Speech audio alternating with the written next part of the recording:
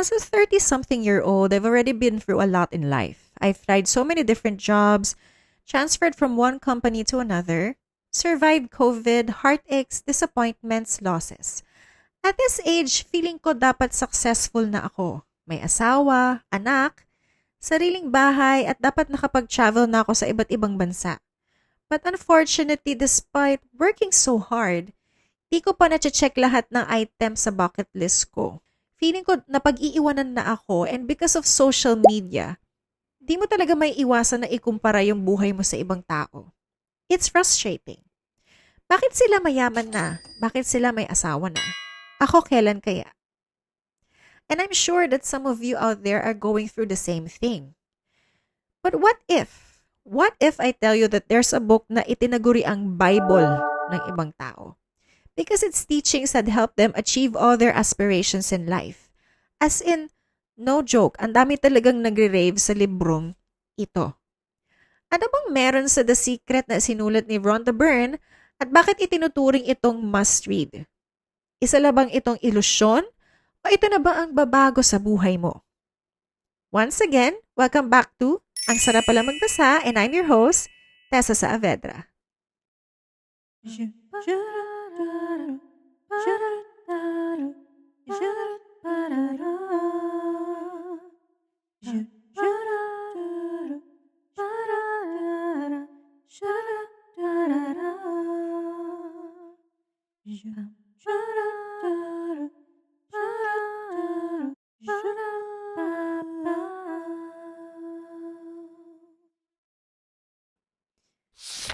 So once again, if you haven't already, please don't forget to comment, like, subscribe, and hit the bell icon so that you always be updated on my latest book reviews. And if you're listening over at Spotify, please wag mo nang kalimutan i-follow yung show ko, and together, let's build a community of bookworms. So to start the show, let's tell something about the author.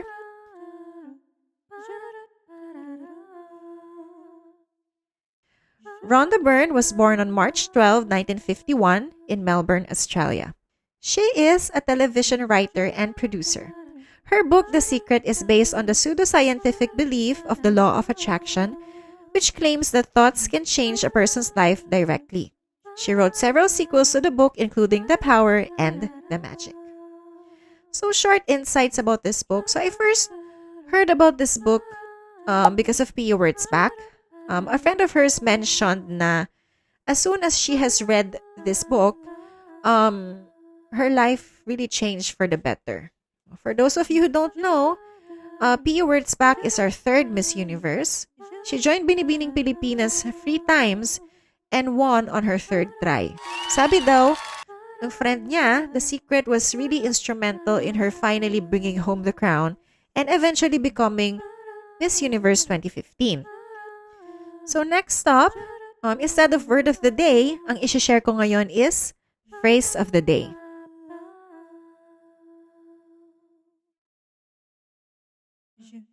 So the phrase of the day is law of attraction. It is often associated with manifestation, the idea that you can consciously bring about desired outcomes by focusing your thoughts and intentions on them. So ang sinasabi ng law of attraction is that kailangan i-manifest mo, isipin mo na makukuha mo itong bagay na ito para makuha mo talaga siya. So basically, it's about positive thinking. So by cultivating positive thoughts, emotions, and intentions, you can attract positive experiences, opportunities, and outcomes into your life. So if you believe that you're gonna get this job, eventually you're gonna get it. So The Secret was one of the first books I've read under the self-help books genre. Naalala ko, nabasa ko tong librong ito noong pandemic. And at that time, nagkataon meron akong pinagdadaanan. Dami kong mga tanong.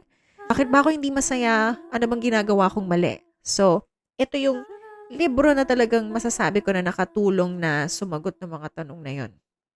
So basically, The Secret has a few key points siguro, isi-share ko na rin siya para magkaroon kayo ng idea kung ano yung key points nitong librong na to, kung ano yung mga main teachings niya.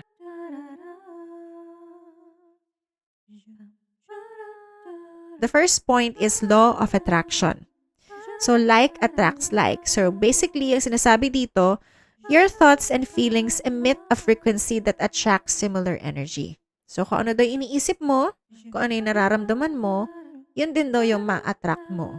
Ang hilig-hilig mo mag-isip ng masasama or ng negative thoughts, yun daw talaga yung ma-attract mong energy. So, ang tinuturo nito libro na to is that you're supposed to just think about positive thoughts.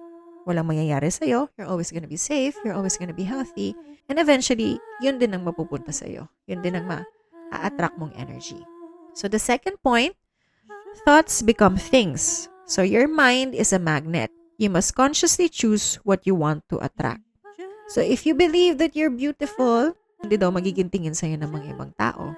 Or if you believe that you're gonna earn a lot of money, you're also basically gonna earn a lot of money. Yun din daw ma-attract mo. So the third point, ask, believe, and receive. If you want something, you have to ask for it. Kunwari, or Lord, or universe, gusto ko po magkaroon ng asawa. So you have to ask for it. You also have to believe na magkakaasawa ka. And eventually, you will find the one.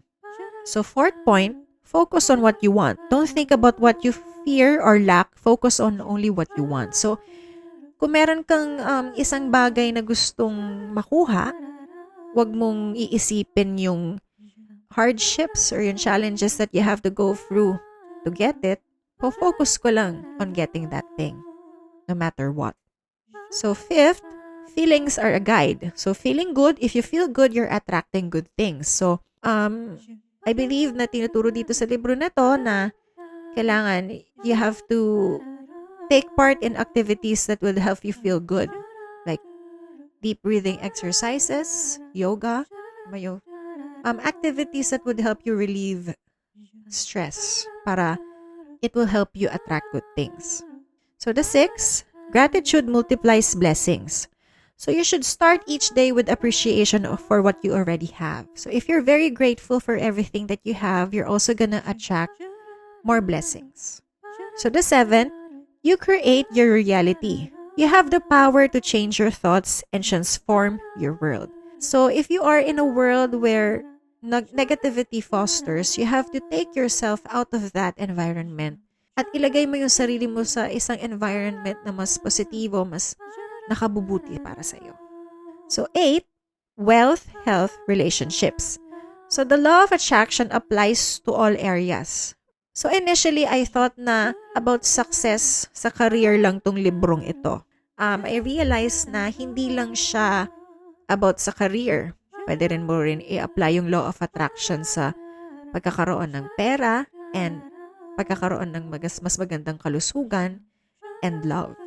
So 9, avoid negative media and conversations. Stay away from negativity that can influence your thoughts and emotions. So hanggat maaari daw, wag daw muna tayong magbabasa ng mga hindi magagandang balita, yung mga balita na makakapag-apekto sa'yo in a way na in a negative way. Iwas daw muna tayo doon. So hanggat maaari, dapat magagandang balita lang yung naririnig natin para yung iniisip natin tsaka yung emotions natin would also not be negative. Diba? So the 10th, or the last, the universe responds to you. So the universe is always listening and responding to your vibration. So mag-ingat daw tayo sa mga iniisip natin kasi nagre-respond si universe doon. So ikaw palagi kang kabado, palagi kang malungkot, more likely yun din ang ibibigay sa iyo ni universe. Puro kalungkutan lang at puro takot. So para makaiwas tayo doon, kailangan puro positive lang, masaya lang, good vibes lang, para puro good vibes lang din ang ibibigay sa iyo ni universe.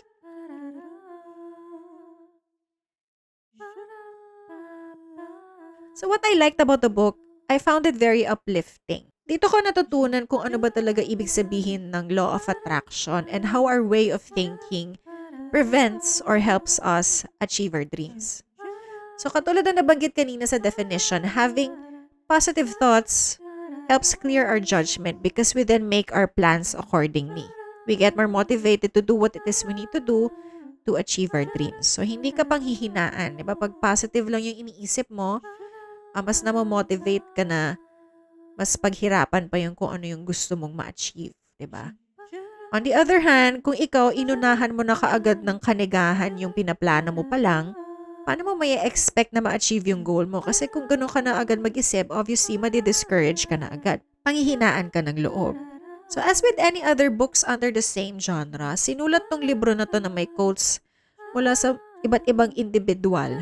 And these quotes would help the reader understand why it's important to have clear manifestation of one's own reality. So Rhonda Byrne uses emotionally charged language to motivate readers and persuade them to adopt the book's core philosophy, which is the law of attraction. The tone is uplifting, aiming to instill belief and confidence to the reader.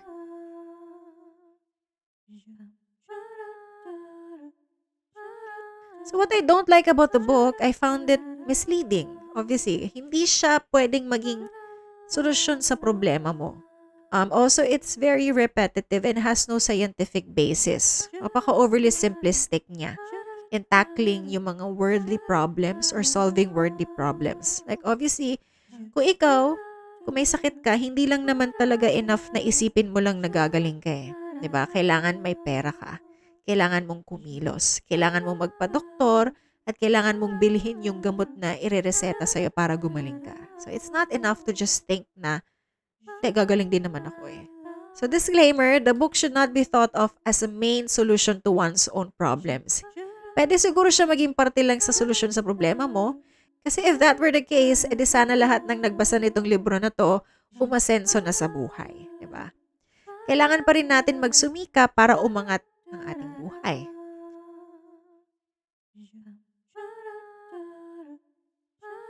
So my favorite quote from the book, nothing can prevent your picture from coming into concrete form except the same power which gave it birth, which is yourself.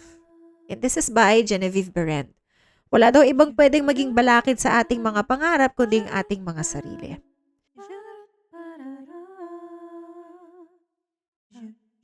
So for the conclusion, The Secret definitely made its impact in the world by promoting the power of believing in oneself and focusing on one's goals.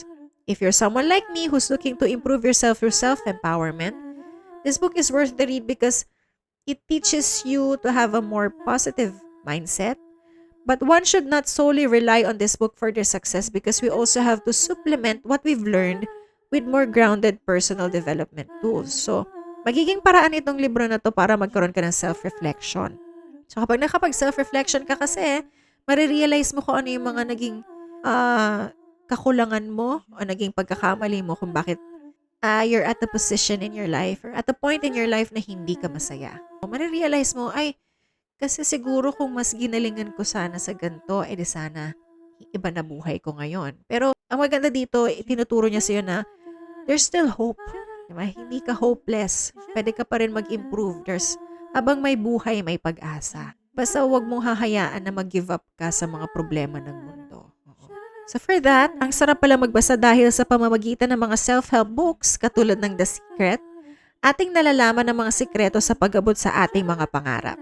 Ang sarap pala magbasa dahil ang mga aral na binabahagi ng isang manunulat ay nagiging paraan para tayo magkaroon ng kumpiyansa sa sarili.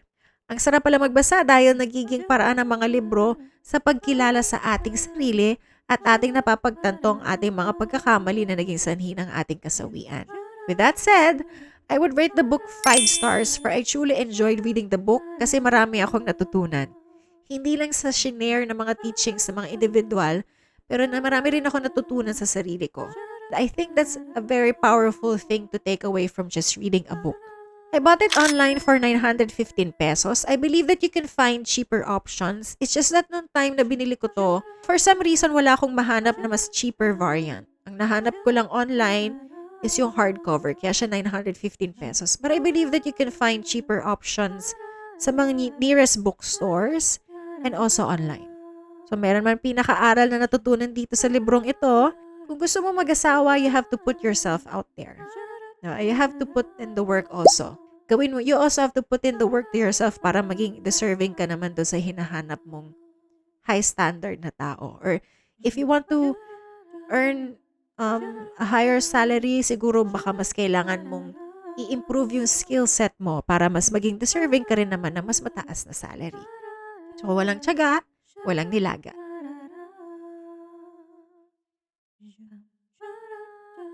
Once again, thank you so much for joining me in this episode. If you haven't already, please don't forget to comment, like, subscribe, and hit the bell icon so that you always be updated on my latest book reviews. And if you're listening over at Spotify, don't forget to follow my show. And together, let's build a community of bookworms. Once again, this is Ang Sarap Pala Magbasa with your host, Tessa Saavedra. Wherever in the world, good morning, good afternoon, good evening. Thank you so much for listening.